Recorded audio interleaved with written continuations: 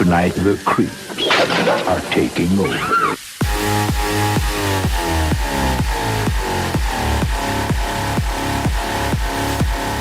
What you just said is one of the most insanely idiotic things I have ever heard. At no point in your rambling, incoherent response were you even close to anything that could be considered a rational thought. Everyone in this room is now dumber for having listened to it.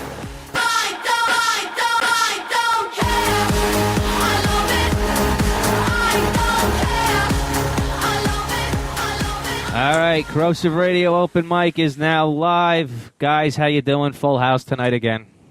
Good. How you doing, Brendan? Good. Missed you last week, Brett. Thank you. I missed you guys, but, I caught a virus, man. My computer caught a virus.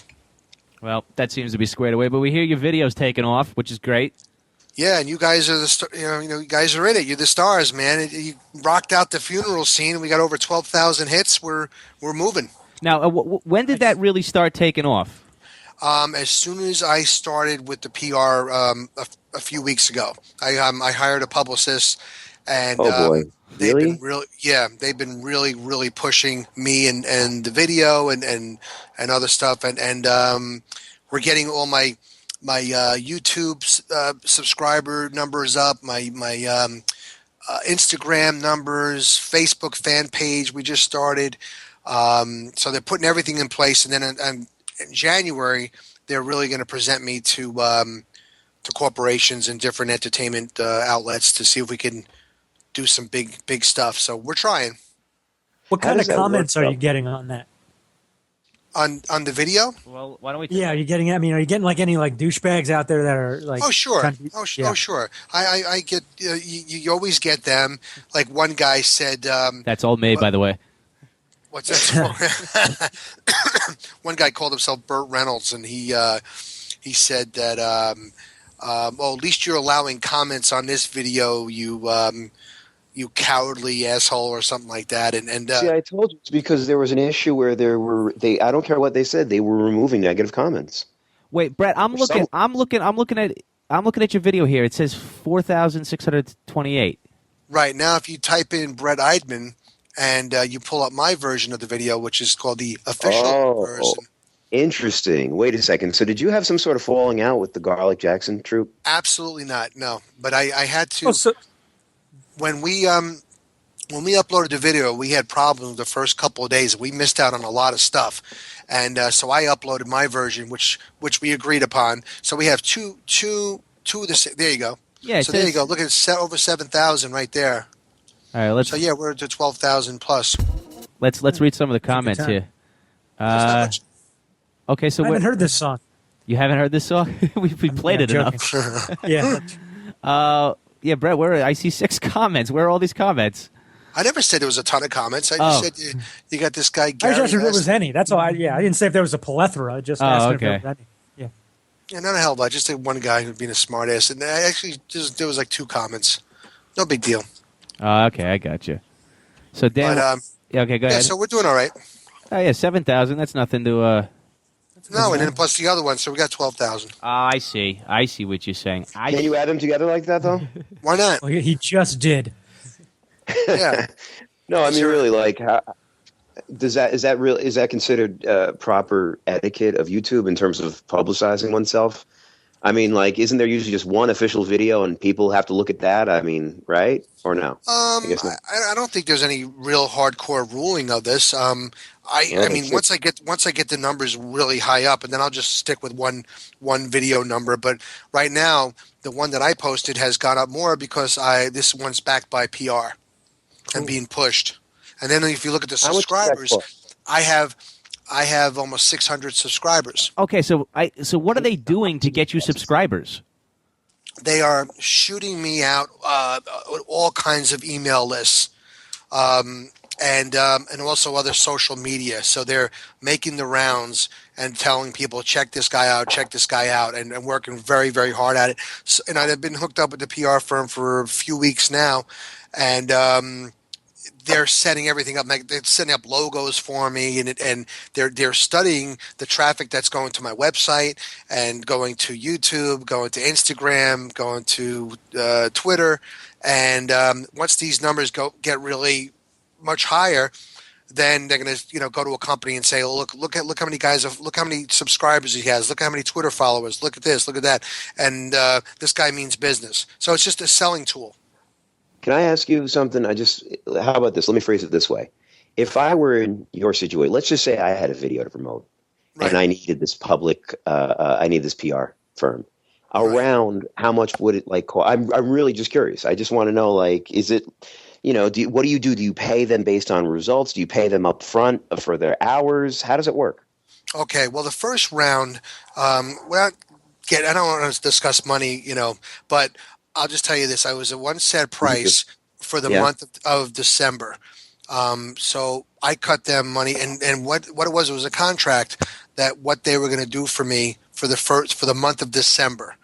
And that was to put together a logo, which they did, do a photo shoot, which we did, because all my stuff, they wanted to take pictures of me the way I look like right now, not like I looked 3 years ago or whatever. So they wanted to get everything up to speed. They wanted a logo done. They wanted to get all these things together and and work on putting those numbers up. And that was my first round of what I'm paying for. Now, when January rolls by, that's when we're going to have a discussion. Okay, who are we approaching? And then a monthly fee is going to be discussed at that time. So there was an initial fee for the month of December, and to set everything up for me, and then January is going to be another price, probably less money because it's going to be a different type of deal going on. So, Brendan, I'm going to throw out a figure. Why don't you, and Nick, you can do this as well. What do you think? Over or under? I'm going to say $1,500 for the initial things, maybe $2,000 for everything to just get rolling. What do you think? Over or under? $2,000? I would say. He's saying for the initial? Yeah, I mean, just where he's at now, I'm saying that he's put in probably he's cut a check around that. It's got to be more than that. I think it's probably a little more. But I mean, if the company does their job, it's money that you'll see back. You know what I mean? It's an investment. Oh, absolutely. No, I'm not criticizing or even just sort of doubting him spending. I just want to know, if I'm in that position, what is that going to cost me? And I call up one of these. I'm assuming it's a fairly well-established firm. And, they've got these things. I just want to, so, I get that you can't say the exact amount. I'm just going to I just want a ballpark figure that I'm, I'll tell you what. I'll normally, this firm would charge about $3,500 for a corporation. Okay. Now, being that I'm not a corporation and I'm a one-person operator here, trying to push me and my material and whatever. She cut me a big time reduced rate. So the number that you mentioned, it's a little less than the number you mentioned. So oh, nice. Yeah, and so far I'm very, very happy with her. $74. But so far, I'm very pleased at the way things are going. So, all right, Brett. Well, we'll see what happens. Brett, I just want to show you something, and this cost us no money. Okay, you see, this is the other this is the other show that we have on here. KMDT presents Geek Blast, right? Uh-huh. Now you see that number there, the 1,275 likes. Right. 5 days ago, that was at 300. What did they do? I'll show you exactly what they did. They blew a very important producer. Yeah. I want to know that. I'll blow them too. I'll show you exactly what happened here. And it's so simple that it's ridiculous. Where is she? Come on. Sign us up. But they put a hot chick on there or something? Well, there's a hot chick now blogging for us. And I think you might have missed her. I think that was a good-looking woman up top. that was Lauren Cohan from The Walking Dead. Okay. There you go. So this girl, she's a DJ out in Montana. So she got hooked up with the show. And she's cute. Yeah, she's cute. And as soon as she came on board, it was like the first day, like 500 plus likes. Nice. Yeah, my fan page on Facebook, It just started up, and she doesn't even want to promote it to my friends yet. She says, let her just get it all together. We already have like close to 400 likes already on there. I like that, by the way, because I will say this. It seemed like on the other video that, I mean, I understand why, but it seemed like so many of your family and friends were like commenting, and it seemed, I don't want to say disingenuous, but just kind of like, it was like, oh, job well done. Here's a, trophy type. You know what I mean? Like it's, Right. I welcome the hate because that means real people are like kind of like looking at exactly. it and, Well, I think I told them, and I also told the PR people, like, what do you think of negative feedback? And she says, well, negative feedback is okay. It's if it just gets brutal and really foul, then she says we really should delete it. But yeah, somebody's saying, oh, I still think you suck or whatever. She said you can leave that and have interaction. It's still showing people are watching and are So interested in what's it. foul though? If I claim that the video is worse than the Holocaust, is that going to get taken off or no? Actually, that's pretty funny. I would opt to leave that on. Okay. All right. Fair enough. Interesting. All right. I just want to know what I can post and still haven't seen. So. Yeah. So that's the story, and I got a new video coming out next week that you'll not that I was just cast in that I shot last weekend that I'll present to you guys that I think is going to be really funny, and they're going to do a premiere at the Magnet Theater on Monday night. It's part of his video lab at the Magnet Theater, so I don't even know what it looks like. I'll see it at the Magnet Theater at 7:00 next Monday. If you guys are around, you're welcome to come down. Where is it? At the Magnet Theater in New York City on the West Side. On Monday. 7:00. That's Monday. This Monday. This Is Monday. that PM? It is PM. I don't get I'm more up of an before- AM guy. Yeah, but if you're in the neighborhood, comedy in come on the down. AM. Yeah, that Can doesn't you imagine work. opening up a comedy club from like noon to 5? That's it. You should do that. I think why not? Just a bunch of stoners that have no jobs coming in. Well, Nick, it's a great idea actually because you would have these like really great comedians who want to get stage time in, and they'll do a shot because it doesn't interfere with any real gigs at night. Exactly. What kind of crowd would you have? You know what I mean? Asian. Because if you ever go around that time period, let's say, is this going to be in the city? Let's put it that way. Is it going to be New York City or no? Sure. Okay, then definitely you'll get tourists because you could just Obviously, I bought into get them this whole on idea. in. What's up? I said, obviously, I've bought into this whole idea. Yeah. What time are they going to start, Nick? What time did you say they would start? I think we'll have the first show at noon. At noontime. Yeah. Well, they do have at some of the comedy clubs. They have like family shows. They get a magician in there who tells jokes and Yeah. crap like that. But 6:45, I think, might be the earliest show I ever did. 6:45 p.m. 6:45. Yeah, at a comedy club, not like a corporate event. Oh, okay. Right. I mean, corporate events, it's a little different. It's whatever they say. Was it a bar that was just having comedy night? Well, no, it was a radio show comedy called club that in Corrosive the summer Radio. tried to pound in as many. Brett, I don't know if you're familiar with the Ha Comedy Club. Yes. Yeah. I don't know. Well, I mean, it doesn't really have They're the not greatest. around anymore. They're not okay. Well, they had. They are. Are they? They had. They had a club in Virginia Beach, and it kind of opened up like right when I started doing it. So it was right on the beach, like right across the street was the ocean. So during the summer, they had at least 3 shows a night, at least.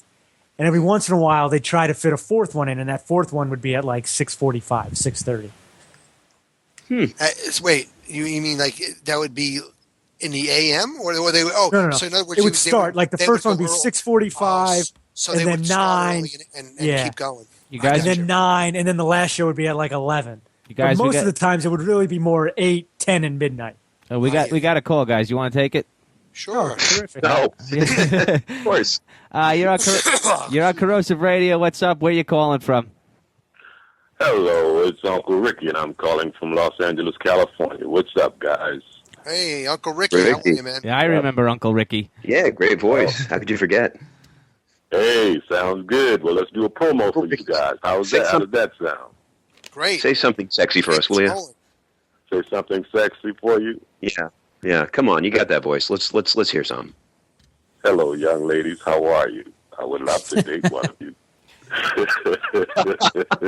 How about, You just go right there, right to the face fuck, huh? can you say what they do? Can you say that?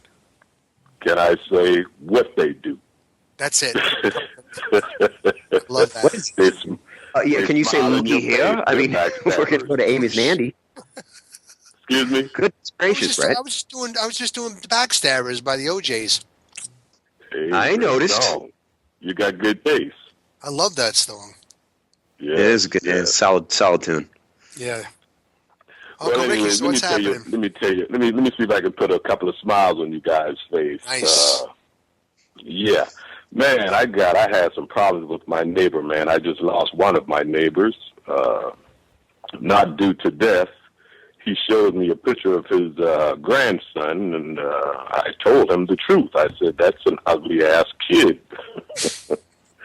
So he said, "Uncle Ricky, we can't be friends anymore." I said, "Well, buddy, we weren't friends in the first place. I don't want to be your damn friend anyway because you look just like your grandson." So that's a wrap for our friendship. That's over, and I'm glad. Got another neighbor. He has triplets. They're like 9 years old, but they're gang members already. They're carrying guns. They're smoking weed, and I'm terrified of them. When I walk out of my door, I look all around for these little kids. One day, one of them caught me behind my building and held a gun on me and robbed me. At 9 years old, robbed Uncle Ricky. What kind of shit is this? And told me not to tell anybody. And guess what? You're telling I didn't somebody. tell a damn soul until today. And it's crazy. These kids are something else today. The music today is all messed up. We got Lil Wayne and 2 Chainz. That's all you hear is Lil Wayne and 2 Chainz. And they made a song back in the days saying that I've never ran from nobody and I won't ever have to run from nobody. They're supposed to be tough guys. But I saw a video where Lil Wayne was running like hell and 2 Chainz passed the fuck out. I'm like, what the hell? You guys don't need to run because you're trifling. You're sorry. You know? Got another family member of mine, him and his wife, they had their 25th wedding anniversary. Nice. And yeah, that's what I said too. Until he passed out, when the preacher asked him to say I do, he passed out. And when he passed out, he fell, right by his wife. And I'll be damned if his wife didn't kick him twice in the head. She was hot, angry. She was livid. We got the Toronto mayor. The Toronto mayor. We need to use him as he need to teach folks how to smoke crack for real because I've never seen anybody smoke crack and gain weight at the same time. He's an awesome guy. He should teach everybody the right way how to smoke crack, in my opinion.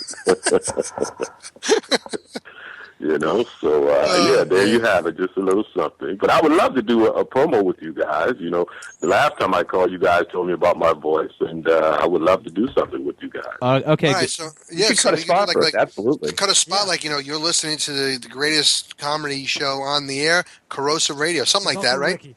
Yeah, This is Uncle Ricky. Yeah. How about the sexiest comedy show on the air? This is Uncle Ricky, and you're listening to the sexiest comedy show on the air, Corrosive Radio. Right, do that. How's that? Okay. Look at that. This is Uncle Ricky, and you're listening to the sexiest radio show on the air, Corrosive Radio. Nice. I thought it was pretty good. You want to do it again? I'm not sure exactly what I was looking for, but it just didn't hit the spot with me. All right, so it needs a little bit more energy. Wait. I've got an idea. How about this one? Here's a possible idea. Can you say, I first met Andy Dufresne back in 1940. I first met, what's his name again? Oh, come on. Shawshank Redemption. You got it for that movie. Uncle Bubba. Great flick. Go ahead. I first met Andy. No, don't worry about it. It's fine. Okay. All right, yeah, because you lost me with that one. Well, if you haven't seen that movie, you got to see it. Hey, listen, can I ask you something? First of all, I'd like to. What did you guys think about his spot tonight there, Brett? I found it interesting to listen to. I don't know if it was like pure comedy because there really wasn't like a punchline in the end, but I enjoyed listening to the story. So sometimes you don't always have to have a punchline. It just could be fun and entertaining to listen to. That's what I think. Now, Uncle, before you respond to Brett's criticism, let me just ask you a question. Where are you listening to us on? Are you listening to us on a desktop or from a phone?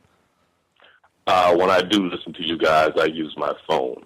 Okay, and when he does. Yeah, when he does. When hell freezes over. Yeah. Which is what he calls us. All right, go ahead. Respond to Brett's criticism. Okay, I'm listening. No, what I said was that I thought the stories were interesting, real, and entertaining, but I didn't really think they were kind of like jokes because it didn't really have a punchline. Am I right, or do you think I'm wrong on that? Okay, I think you're right. You're probably right. Okay, so yeah, I mean, I thought the story of the 9-year-old, holding you at gunpoint was interesting, whether it was real or not. Right. Right. Okay. Well, yeah, All right. The governor teaching people how to smoke crack correctly. That's funny. Yeah, these are good premises.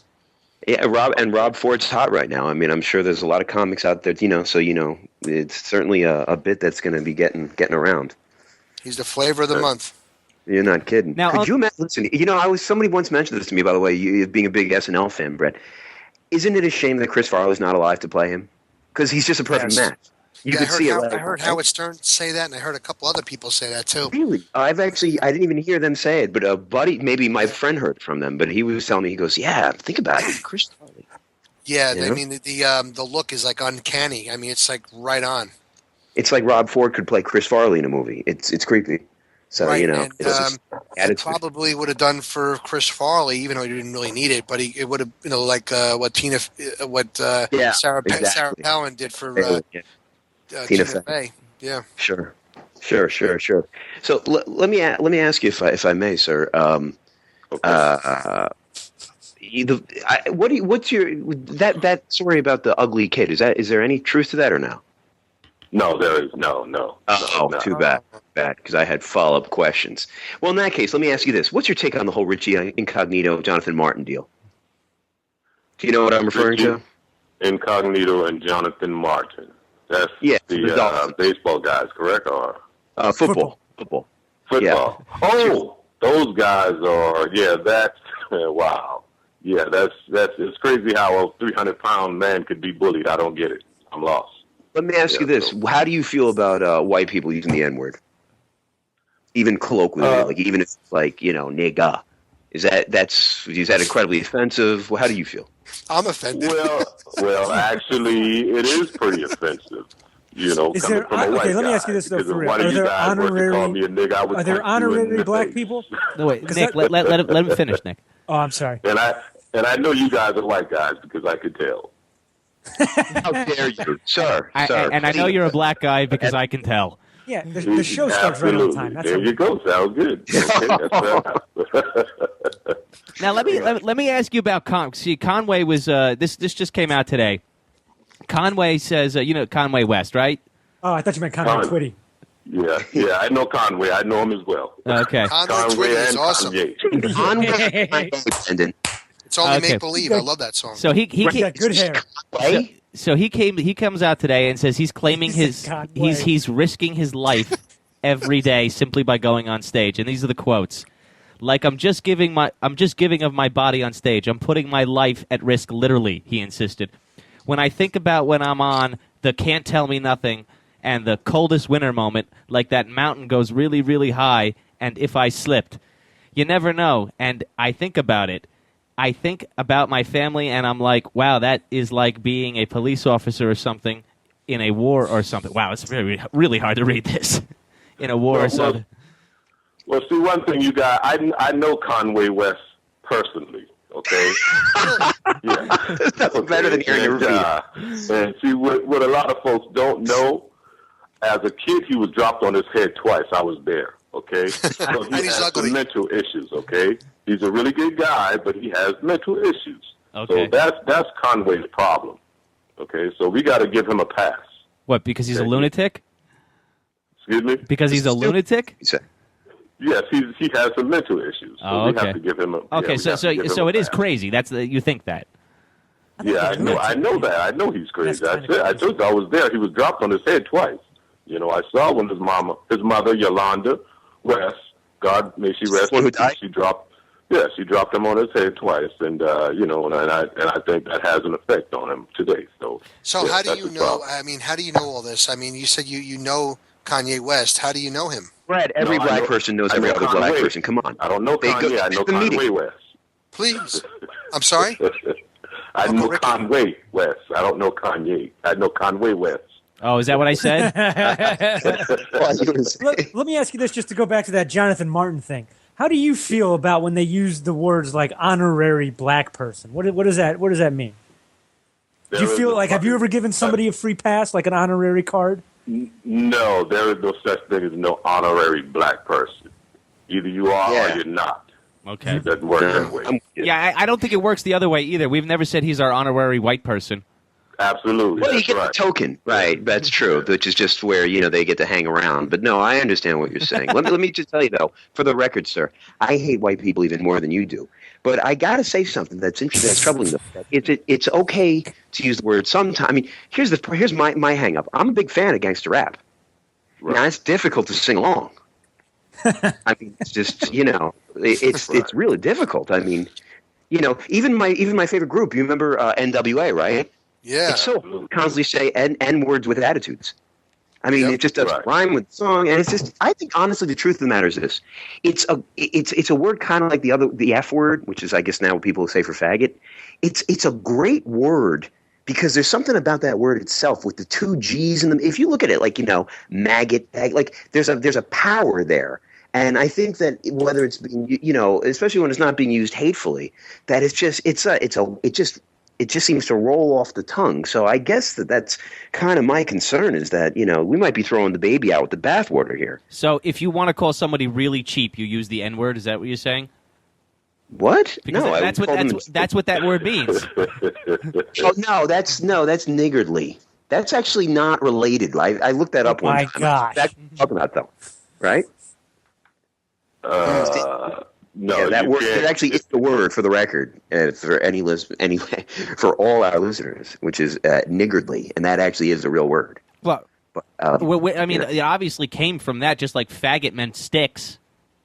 Yes, supposedly that's what I've heard as well, but I don't know if I can't find a direct correlation to it coming from that. I really don't know because there's also just Negro. So where did they? So you got faggots. You can't find a direct correlation. Brendan, if faggots. Look it up. You can go to Oxford English Dictionary. It's different, you know. I mean, that's the thing. I don't know if it really did come. I used to think the exact same thing, but I don't know if there's any that corroborates that.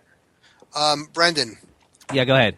You were saying that faggots or sticks or whatever. So, and then they called like cigarettes fags.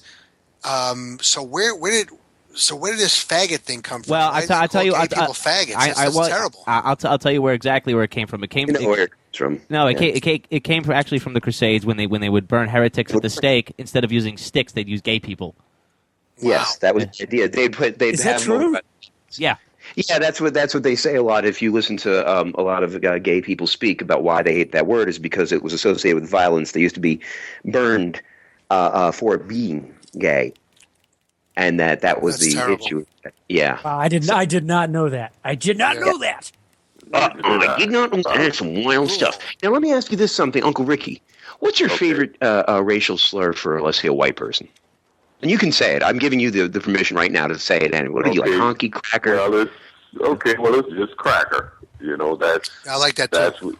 I think you need something better, though. Yeah, it does. It doesn't really have that. It doesn't really have that piercing effect like the N-word does.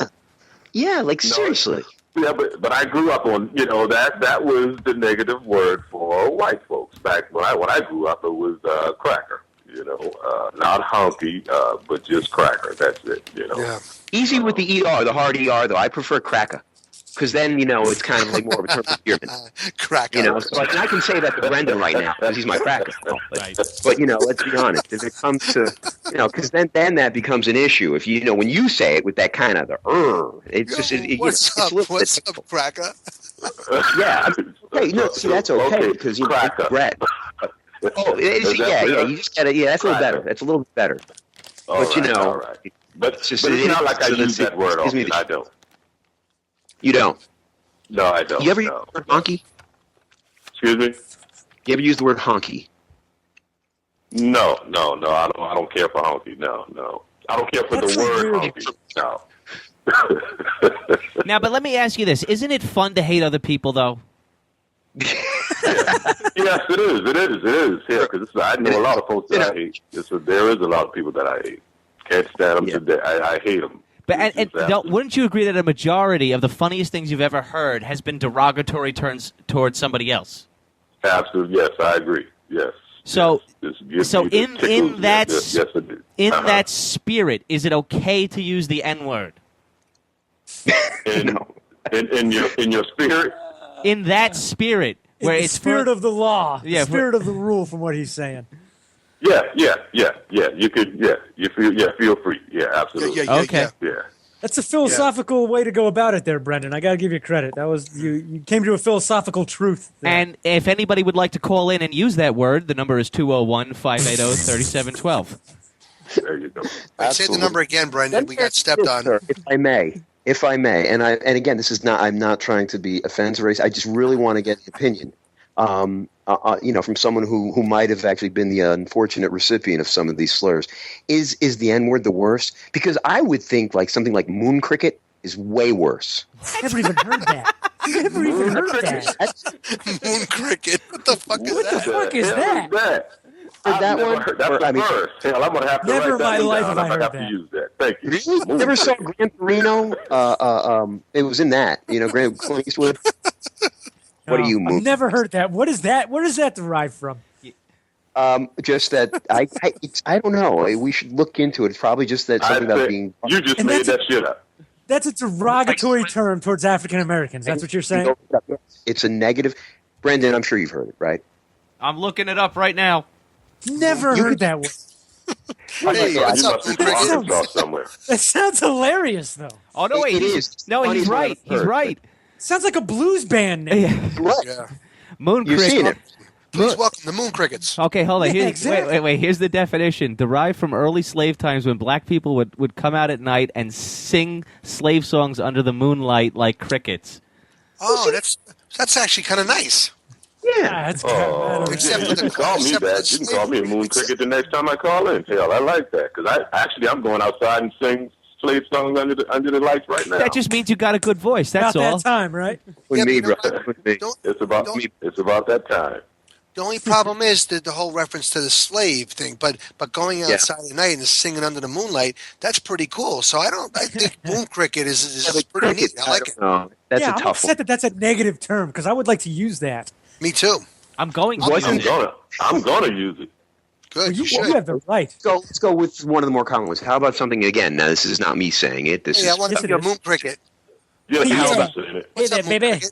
Hey, what's up, moon cricket? Wanna go down? Everything is good, Hunky. Let's go down to the speakeasy and listen to the moon crickets. Wait, Nick, what the hell did you just do? I'm sorry. I'm walking around. I'm pacing. The moon cricket got me going, so I'm pacing Please around. welcome Buddy Holly and the Knocked Moon out my Crickets. And the moon cricket right. Yeah. But let me ask you this: what about something every day. Good. porch monkey? Now that's a terrible word, right? Isn't that worse than the N-word? I think so. Porch monkey? No, that's not worth No, it. that's bad? I don't think so. No. Yeah. Why is that? And I'm 100% serious. Why is that? I would hate being called that. A porch monkey? Yeah, that's horrible. Well, no, we don't care to be called a porch monkey either now. No. I know. That's not like you're like, yes, by all means. That's our new. That's exactly what we demand to be called. I get that. I'm just I wonder saying. where that stems from. Yeah. I don't know where that came Take from. guesses Maybe before I we bet look you it up. guys do. I bet it was because of those statues that they used to have on the porches, or and like holding up the lantern, that type of thing. I wonder if that's where porch monkey came from. All right, last one, because this is what I'm always curious about. People What not about? working, just hanging around your house? I'm sorry. Because What's that, Nick? Did I just fuck everything up? I said my guess would be, if we're taking guesses, that it's because you're not working and you're hanging around the porch with your buddies. Oh, I see. Where does the monkey thing come in? That's horrible. Absolutely. I'm just taking guesses. Weller. All right, Brendan, look that one up too. Weller. Porch monkey? Wait, Ricky, this one I'd love to know about because this one doesn't seem as bad to me.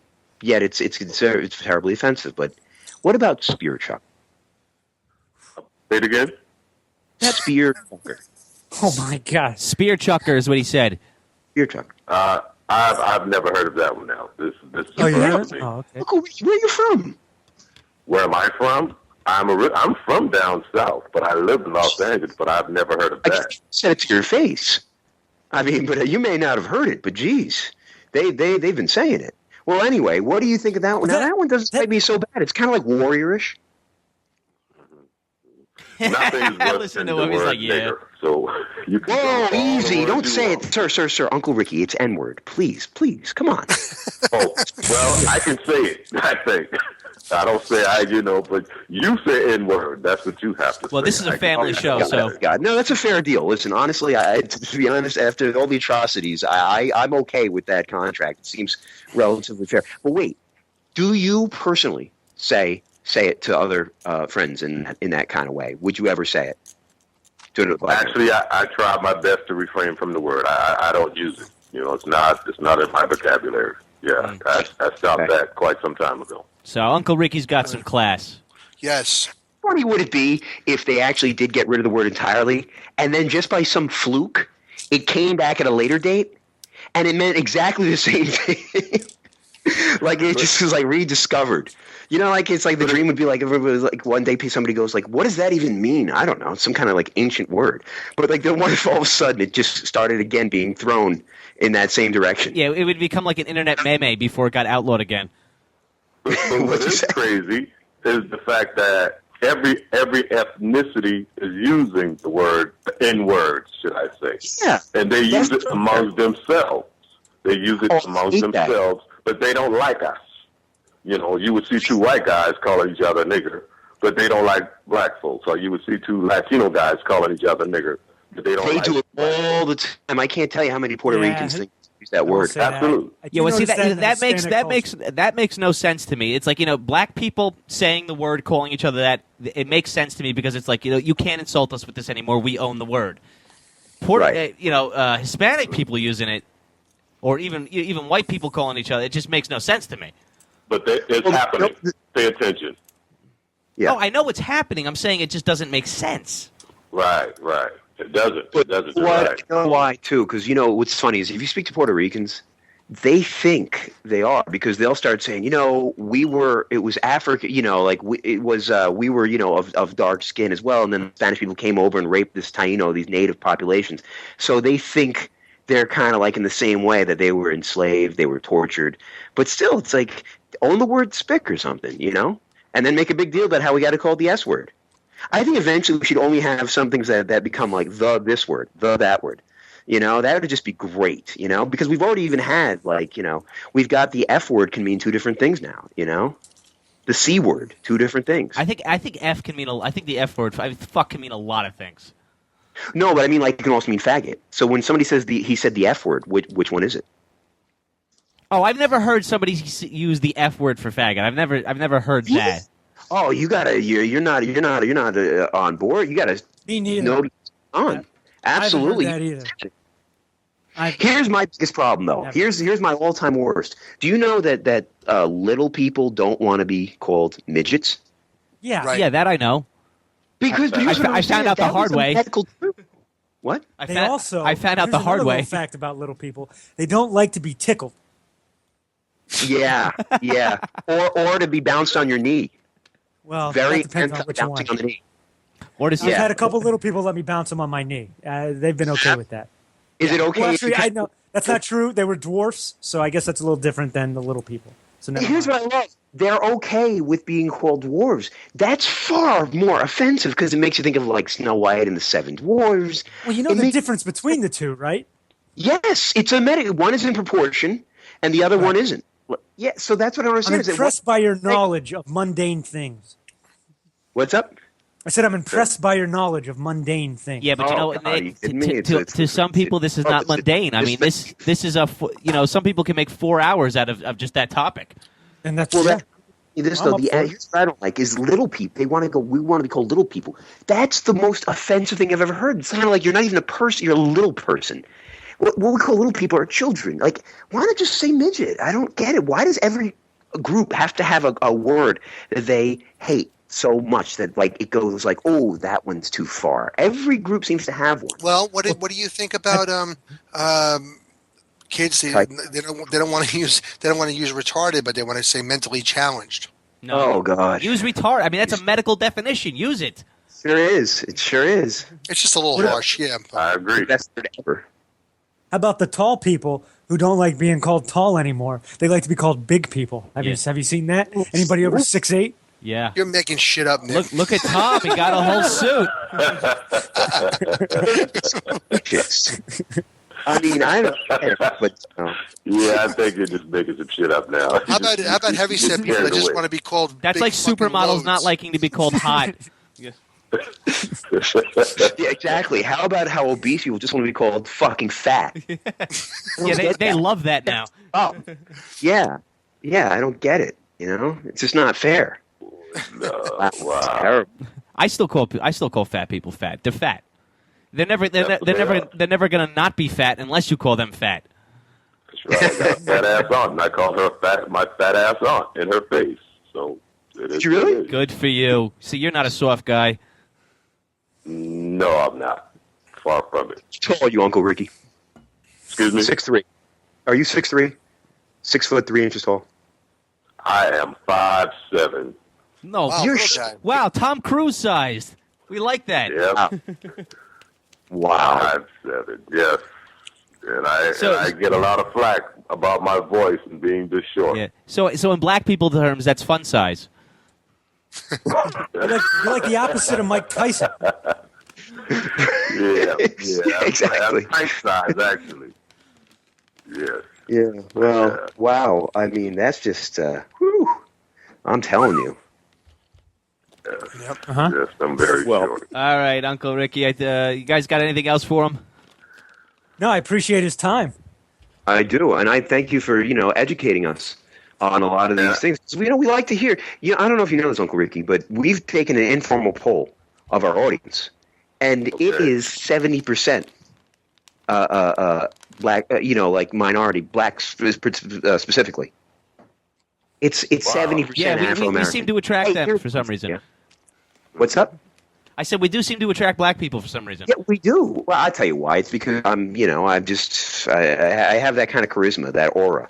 I'm attracted to it. I don't know what it could be. Maybe it's some kind of like some ancient ancestors of mine were like slave owners or something. It's something. Or you might be upside down Oreo. Exactly. There's no question about that. Hey, by the way, last one. I got to know this because this always troubled me. Do you really want to be called African American? Wouldn't you just want to be called black the way that we're called white? Like instead of this makes sense. Aren't you just American? I'm not from Africa. I don't know nobody that lives in Africa. Just call me an American. I don't have to be called a black African American, black American. Just call me an American. Period. Point. Yeah, that's what I'm saying. Listen. Hey, we're on the same page here, pal. Yeah. I don't want to be called European American. That sort of dovetails. I mean, the question I'm about to ask sort of dovetails what Dan here just asked. God. Okay, but just prepare yourself because what is about to come forth is probably the most racist thing you've ever heard. So just go ahead now. Continue. Do you hate how basically white people decide what black people should be offended by? Oh, good one. Yeah. Well, no, but I like the fact that they know that there are certain things that will offend us. So you just recognize that, as you have moon cricket not being one of them, for the record. You could get knocked the fuck out.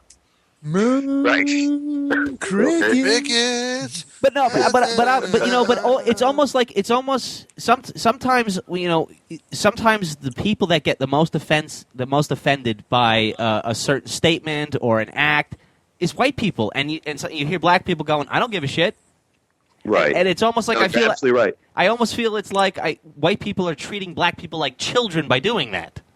Right. Yeah, that's a great point. That came up real recently in the news, right? With Matt Barnes, Clipper, basketball player, Los Angeles Clipper, and he tweeted out just the regular, the niggas word. He's like, I'm done fighting for these niggas. And then a bunch of people were saying, no, you can't use that word. And he's like, what the heat? And then I remember Charles Barkley and a couple other people saying, listen, I'm going to use whatever damn word I want. Okay? It's just, you don't have to tell me what I'm going to find offensive and what's not. So it's kind of really speaks to your point there, Brendan. I don't know. Well, you know what? I just found it's another way for the white man to control the black person. Yeah. You're not kidding. It's rule number 17 in my handbook, if I remember correctly. Third paragraph. Yeah, how to control the black man. Right. We get to tell you what's offensive and what's not by like running around with like chickens with their heads cut off when somebody says something. Right. All right, Uncle Ricky, man. Thanks. It was a good call. Excuse me. Thank you, guys, and you'll be hearing from me again soon. I hope, like I said, we can work something out on that promo. Yeah, well, we did the promo. You got the voice to first of all, you should be doing something with that voice of yours, sir. I'm dead serious. There's no way you shouldn't be some sort of announcer. Point me in the right direction. Okay, I'll tell you guys got the. I can point you in the right direction. You want my number? I think. Yeah, don't give it out on the air. You know what? You go to the contact section of the website and you can send us an email. But here's one thing you can do. Okay. You can make a video of yourself promoting the radio show and then upload it to the site. You're not kidding. And we'll play it. Okay. All right. Sounds good. All right, man. I'll get on that. You should look into the Edge Studio if you're actually interested in learning voiceover. They have stuff in LA. Yeah, I had some people telling me about it and trying to get me on track. So yeah. Oh, okay. Yeah. Where you guys located? Jersey. Dirty Jersey, wow, sir. okay. And New York. Yeah. Okay. Oh yeah, that's right. Brad is technically in New York. Well, so am I technically. Oh yeah, that's right. You don't live here anymore. That's right. Well, you're in that weird part of New York too, like Canada. Yeah. All right, Uncle Ricky, we're gonna let you go. Take care. Bye, Uncle Ricky. Guys. Take care, man. All right, you're on Corrosive Radio. What's your name? Where are you calling from? My name's Shelby. I'm from 95th Street, Brooklyn, New York. Okay. Yeah, Shelby! Brooklyn in the house. Wait, Nick, do you know this guy? No. Hey, Oh. first time, and really like the concept you guys have created here. I saw the ad on Craigslist. I'm basically a guitar player, but I've got a riff I've worked out a little bit for you guys, and I wouldn't mind you guys listening and checking it out. So what you think? Cool, man. It all sounds I'm very into it. exciting. All right, we'll try. I mean, the audio is not great, but we'll try. Go ahead. What kind of That's what I recorder want is to it? do. Should we do a sound check? No, just jump right into it. Okay. Can you hear this? That's, Kabong. Okay. Sibilance. So, listen to me. I got a riff intro. I got my riff intro throwdown. If I may, gentlemen and Greek listeners.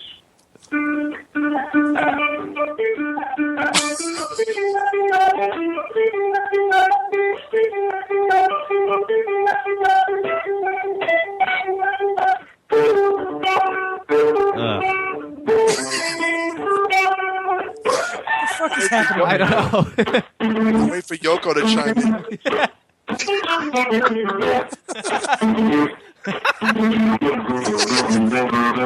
But really,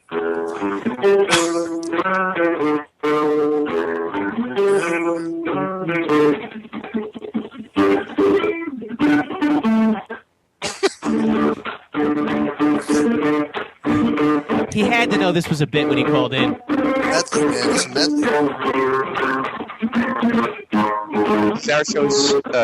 Sour shoes. Say that again, Dan. And Brett will know what I'm saying. It's a Howard Stern reference. Oh, okay. Sour shoes. Yeah. what I gotta say now is listen. You know those people that get on stage with guitars? Right? Hey, Porter. But they really don't play anything? Is that Johnny Cash? Yeah, Johnny Cash. I'm not a fan. Dude, I'm not a fan. But furthermore, lead guitar players... I'm not sure what's going on here. Yes. He's talking about music, like stereotypes. Sorry about the F word. It's okay. But lead singers are the worst. I agree. So let me ask you guys something, and the good listeners. Have you ever heard a guy play Chinese music on acoustic guitar? No. Yes or no? Thank you very much. That is the right answer, bro.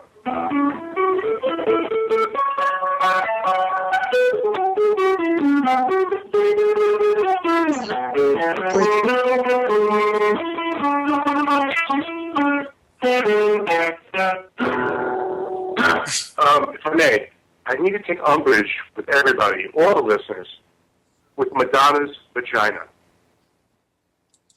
Okay, we just need to really retitle the show to "This Show Sucks."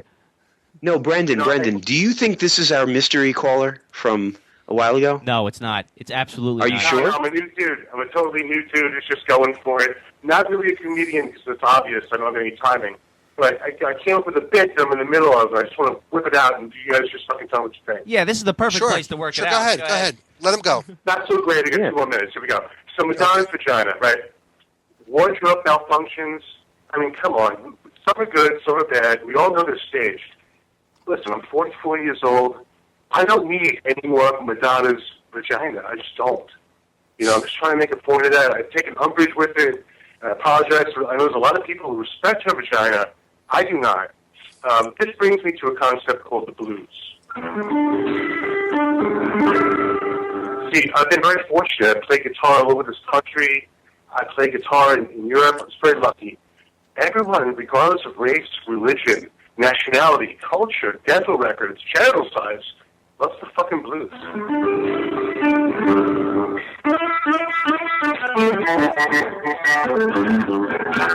Sexy sounds of the blues. You know who I like? Yes. You're not gonna like it. You don't already? Yeah, I'm feeling you're right. Beck. Tina Lohan. Oh, yeah. Oh, Eric Clapton. He said Lindsay Lohan. Oh, I'm sorry. I thought you said Slowhand. So he's the slow hand, right? That's mistress, master. This guy's no hand.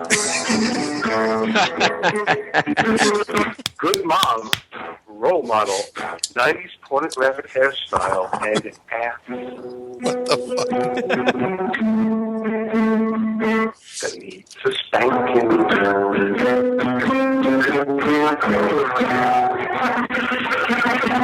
Oh. God. Ask him if he has any cats. That's it, guys. Shelby, right. do you have any cats? What was that? Do you have any cats? Cat. C-A-T? No. Oh, okay then. Okay, never mind. No, I'm not some guy I told before. I'm a total newbie. I think what you're doing is really, forward-thinking, cool, open-minded show. I checked out your site.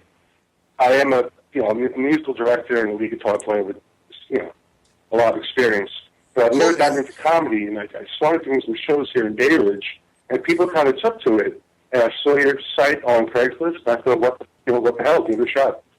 Absolutely, man. We're glad you We did. definitely appreciate it. Yes, Yeah. thank you for your listenership. Thanks, guys. Do you ever watch that show on the History Channel with the guy named Shelby?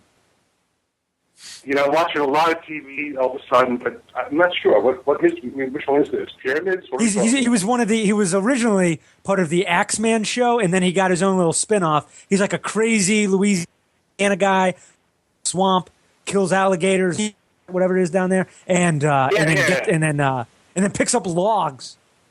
Nice. I just like the way Nick said, picks up logs. Yeah. You ever watch that? There's a guy there that fights, animals naked. I don't know. There's a lot of new shows on now. No, this guy's name is Shelby, like yours. Well, thanks, man. Thanks. I really appreciate you guys' time Thanks. tonight. It wasn't a compliment. A couple of bids, Sir, Shelby, just because you have the same name as someone on TV is not necessarily a compliment. I mean, right? TV today. I'd love to be on it. What do you want to say? Very exciting. I'm on your show now. Yeah. Yeah. Let me ask you. That made perfect sense. What do you do when you're not butchering instruments? What do you? Thank you. It's a nice compliment. Go ahead. I teach ESL to Russian students in Brooklyn. Oh, okay, that's good. What You neighborhood? teach Excel? No, he teaches ESL, English as a English as a as second second language. Yeah. Artists got to do something, Is it Brighton Beach? You're very close, which is basically Moscow, But Sheepshead Bay. That's where I'm I'm from, half actually. Russian, so I'll talk about them any way I want. It's hysterical. But Hey, there's Shelby. more people that, Hey, Shelby, I used to live on East 27th Street between T and U. Oh, there we go. Little Brooklyn in the house. There we go. Yeah, that's where I'm Brooklyn's from. in the house here. Yeah, I'm man. from Brooklyn too. I was born in Park Slope. How about I was born in Maimonides? State, right? You guys are in Jersey, right? 201? Correct. Well, yeah, sort of. Some of us. Yeah. Well, I heard a guy call from L.A. before. That's a really good sign. He gets some West Coast. Holy shit, you were listening? Oh my God, you won a prize. This is great. You guys Let me ask you gentlemen got something good going on. Take it easy. Thanks for your time tonight. All right, man. Take care. Thank you, Shelby. Wait. You got to go? I got to ask you something. I'm Joey 95 from Brooklyn. I got to go. Christmas time. I'll talk to you guys later. All right. Take care, man. Bye-bye. Peace. Love you. Bye. I wonder if he knew what I was That going to go to. escalated quickly. He said he loved us at the end. Yeah, I know. That was very nice. I wanted to know if you'd ever heard. I wanted to know if you'd ever heard of moon cricket as a racial slur, but maybe that's not relevant. Matter of fact, No. I have a feeling he's in the Moon Cricket band. What I really want to know is, some of these Russian. I always wondered if being an ESL teacher, it's easy to score with students. What do you think? Yes, of course it is. Because they're coming from a country, and it doesn't matter. You're American. You have so much more than they do. I know, and a lot of those girls that do the ESL stuff, they're strippers. Because I dated one, and she was on a Red Hook. Well, and that's she what was Brendan said about that place we used to broadcast out of, that there was like Russian hookers there, but we never hooked us up. No, I can't. I can't do that. I do want to follow up on that, Dan. I want to follow up on that. So you dated a stripper. Yeah, I wouldn't say dated like in a relationship sense, but dated in that male sense of we had sex. Did it bother you at all when you would meet up with her later in the evening, knowing what she had been doing previously? Did that bother you at all? Not at all. It was a big turn on. Oh, it was?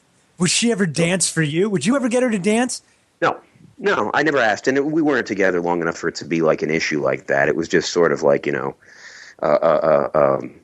few hookups in a series of let's say weeks to a few months maybe. So see, because I kind of had a similar thing, but she wouldn't dance. I couldn't get her to dance. Well, would you had to get her out from under that stream of urine. No. What if I were to say, hey, come on, just do your act. And you did your act 2 shows a night every night. And I'm like, come on, Nick, come on, baby. Just give me some of those jokes. If it turned, yeah. I mean, if it turned her on, yes. I would tell her some of my jokes. Absolutely. If I thought that it would get me laid, I would tell my jokes. Yeah, but a woman doesn't think like that. Get laid.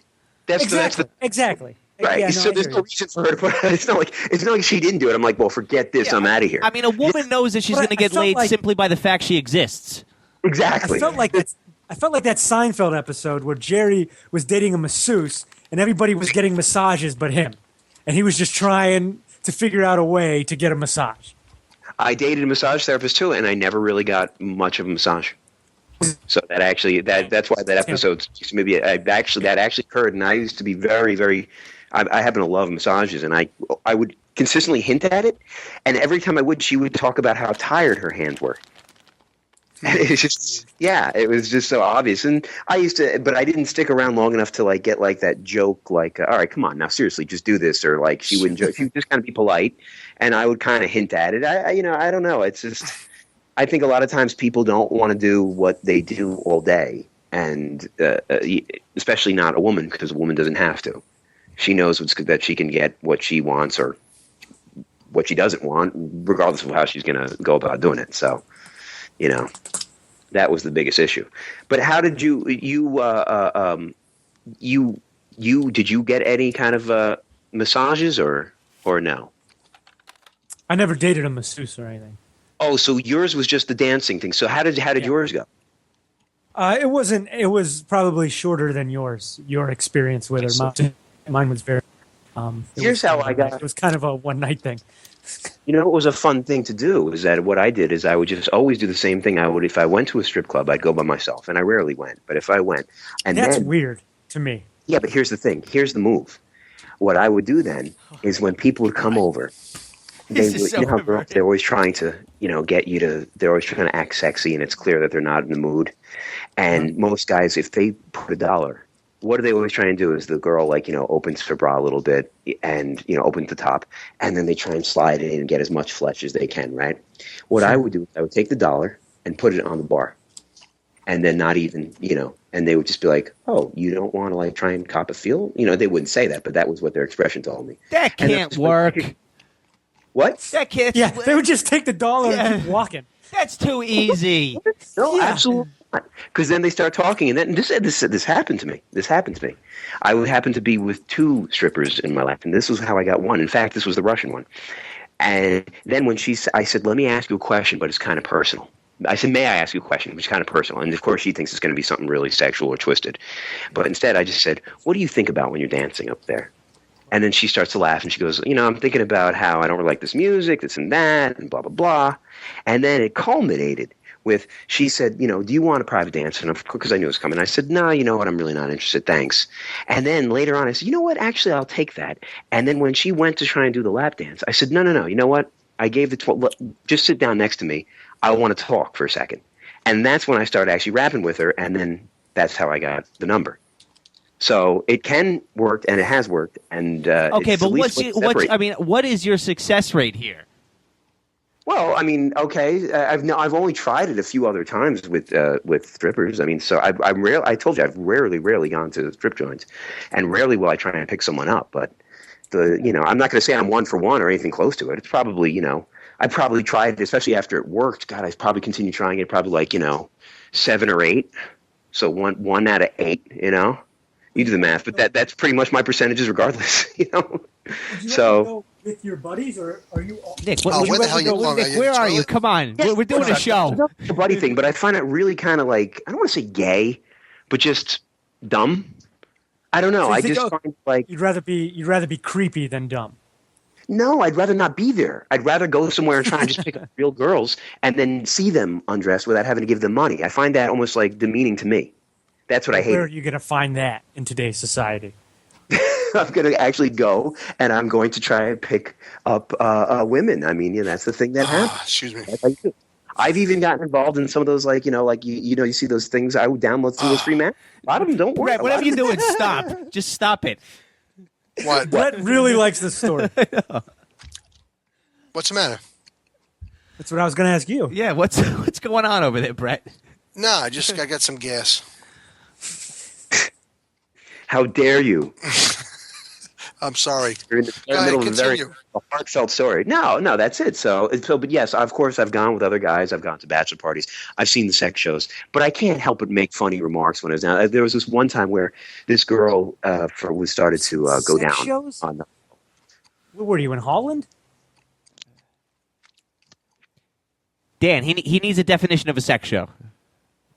No, I'm saying yeah. Where did you see that? I mean, where are you seeing these? Were you in the red light district in the Dutch area? No, I was actually at my friend's. It was a bachelor party. You've never seen where you just hire girls and they, have put on a show. You've never had that. What do you do at a bachelor party? No, I mean, if anything, it's usually it is. I mean, I get the strip club thing, but I've never. They've never done. They just do regular strip clubs for you. You should be going into a separate room, or at the very least, they go to your house. You can actually get them to come to your house. Mm. You've never had that happen. I've been to 3 bachelor parties, and each time. Yeah, no, I've never. I've been to a few bachelor parties. I've never had that happen. You've never seen 2 girls get it on full with insertion and foreign objects and things like that at the bachelor party. Live? Not live. Do you know what? You know what? That just reminded me of a movie. Do you ever see the movie Requiem for a Dream? Yeah. Yes. Do you remember ass to ass? Yeah, ass to ass. Yeah. I love that. Accurate, but I can't help but the whole time it's just guys making jokes about it. So this one girl's going to another girl, and it's so weird. I just go in close. You're not allowed to touch still, but I'm just like going real close to them and watching, and all of a sudden I just go, so that's how you do that. And, then like it was unfortunate because then even the girl starts laughing. And my friend's like, yeah, I've been going to that all wrong. I'm going down. I'm trying to scream into it. I'm just yelling in there. And it's just like the whole time it's just us really busting on them. So it wasn't much. I mean, anytime you do something with a group of guys, I can't look at it as sexual. I can only look at it as funny. Right. I mean, like if I'm around a bunch of guys and if we were all to go to a strip club, it's like I don't want you guys around. I don't know. I'm creeped out by that. So then, Dan, you would never have a three-way with another guy? God, no. Yeah, absolutely not. Okay, exactly. What about a four-way? That's different. Because now it's kind of a full crowd experience. Well, and the two of you can go separate ways. Here's the thing: if I were really, no, because I'd still have to look at them. There'd have to be a way that I can't see the other. I don't know what it is, and I'm anything but a homophobe. It's got nothing to do with that. I just don't find, I'm just very involved with women. Now, two women, that's fine, but when it comes to the idea of two guys, especially with the one situation of a double penetration, that to me is just out of line, because you're essentially getting off from the other guy's schlong as well as the hole, right? If you think about it, right, one in the ass, one in the vagina, right? I like watching it. I just don't want to participate in that. You do? You like watching that? You like watching that? Yeah, I don't mind that. Yeah, no, I know plenty of guys that don't. I mean, I guess we know how your computer got a virus now. No, that's okay. And I've been with girls that actually were interested in that, and I'd always be like, really? listen, yeah, and it's not even, I'll be honest with you, it's not even like it's any kind of moral thing. It's just I physically think I wouldn't be able, I'd be like, oh, I'm so grossed out, I'm not going to even, have sex with you. Like, I don't know how I'm going to have another. I would just be so afraid of my cock hitting the other cock. Yeah, because it's going to happen in certain positions. Or eyes, like meeting eyes.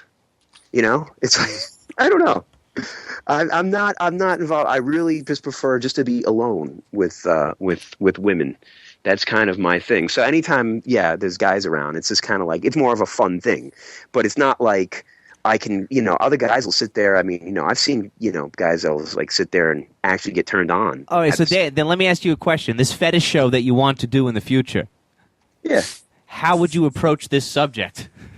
Exactly. Listen, I'm not coming down on anybody. By all means, I would ask these questions and be like, if a man is doing that, and I completely understand the degree of, I hate when people are like, oh, well, if you do this, it's gay, and if you do that, it's gay. To me, listen, you're gay if you want to fuck another man, and you do.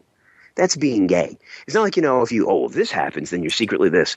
I have no problem with guys doing whatever to their, and even if it is gay, I don't care. Whatever they want to do is fine, and I'm more interested in it. But if it were a heterosexual man, and I would say, well, what is it? Do you ever wonder about, well, let's say you're actually doing that. Do you ever wonder that, am I getting off because I'm in this girl's ass, or because I'm feeling another cock in her pussy? Like, which one, because that's what's going on. That's a thin membrane in there.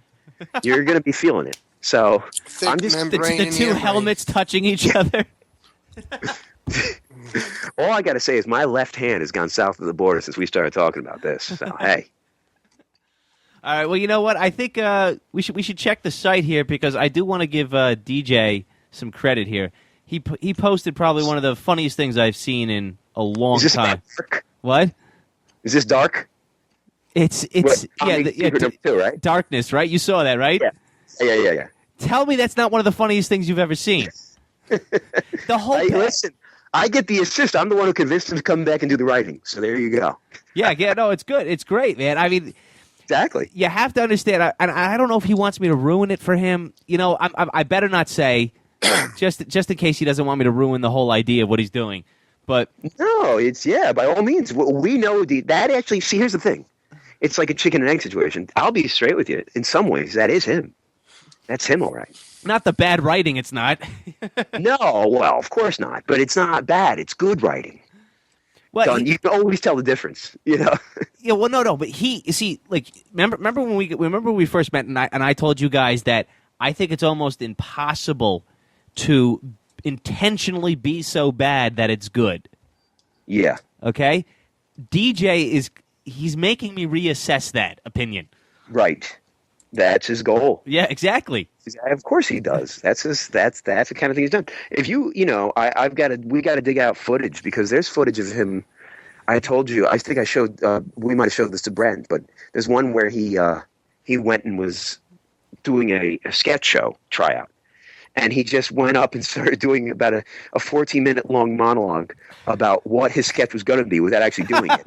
And it just kept going. It just kept going worse and worse, and I kept trying to film their reactions, and they're still like politely smiling, like, okay. They couldn't even tell if he was like real or if he's truly like out there, and he's just completely asinine. He started talking about like he had a pot and a pan because it was for that thing that you do, Brett, the college cooking humor. Yeah, there was it's another thing, college cooking, and those guys want to work with me, and I met with them and all this other stuff, and then. Like recently, I try to get in touch with them, and they won't return my calls. They're gone. It's just the way it is. They're gone. I don't think that was ever that much of a real operation. I think that was sort of a tryout. The guy had he had the lot for some other purposes, and then he was trying to do this. But I think it was clear from the fact that we went down there, and they weren't even there when they said they were going to be there. And then we had to go to this this movie studio next door, and then that's where he performed the skit, which of course, involved him slamming pots and pans together and screaming. So I would have done anything to see that. All right, wait, Brett and Nick, you can see my screen, right? Yes. Are you going to show this? Yeah, no, I want. Hold on a minute, I got to go back to that because I had to. Hang on a minute. Yes. Okay, so this is DJ's. DJ's doing this series called Comedy Tips, right? But they're like the worst tips in the world. Right. And here's comedy tip number 2. It was Happy Song. Yeah, the first one was Happy Song, but that's nowhere near as good as this. Right. Yeah. The comedy tip number 2, Darkness, and basically he tells you to lock yourself in a room, like put yourself in an isolation tank, right? Right. and you just look at the picture. Look at the picture of the demon girl holding a basketball. What does it have to do with anything? And then listen to how it's written. So far, you are made listen song of the happy. You might think what is happen next. Important, be yourself. Getting always in touch with full range of the emotions. Now, time the reflective sad. Tip number 2. Isolate yourself in a dark room and consider the frailty of existence. And remember, this is all the right comedy. Do this, realize all parts grand cosmos. If the dinosaur men learn anything, it might get hit with big space rocks and died. Now can be you more aware of surroundings and knowledge will guide you. Do this until you feel the danger, unleash of passions. I provided example of what should be like. You are like this man, then closer become mastering the pre-joke technique. And then I know, and then you have to watch this video. You have to watch the. All right, everybody can see, right? Yep. This is a crazy Asian man singing karaoke.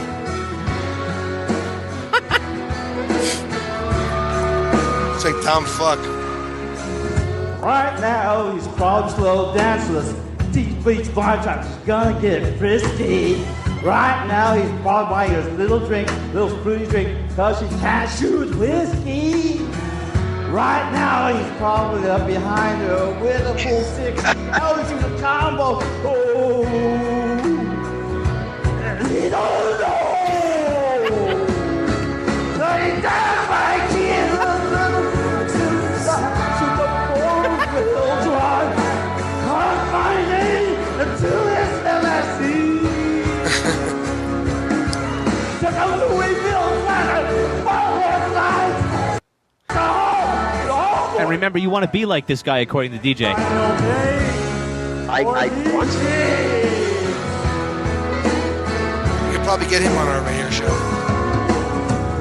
Right now, she's probably singing White Trash version of Naya karaoke. Right now, she's probably singing I'm drunk, and he's gonna get lucky. Right now, he's probably got about $3 worth of the bathroom polo.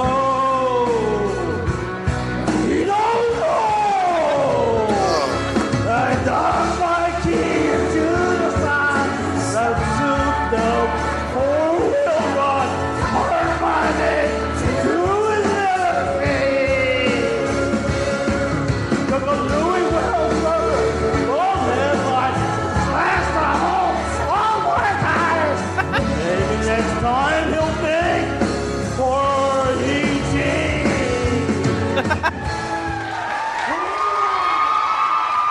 right, so that's DJ's comedy tip number 2, darkness. I need to point something out for the record. And by the way, that is certainly no party all the time. Let's celebrate. Hey, hey.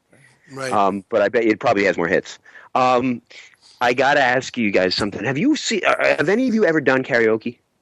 No. Yes. No, I've never. You have? Never done it? Okay.